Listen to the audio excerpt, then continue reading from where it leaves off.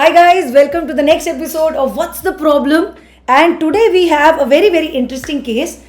A middle-aged man of around 45 years of age had a root canal done in the upper first molar.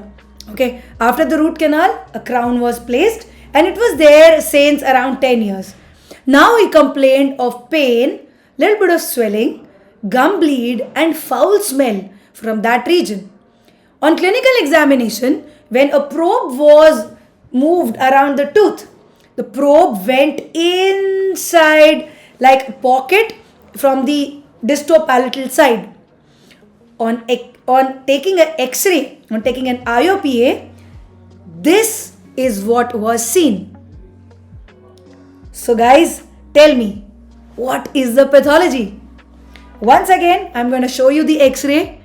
There's a palatal pocket very deep and you can see that there is something wrong around the palatal root.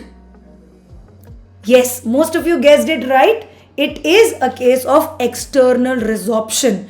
Okay, you can see that the palatal root is almost resorbed and it could be a replacement resorption if that resorbed part is replaced by bone.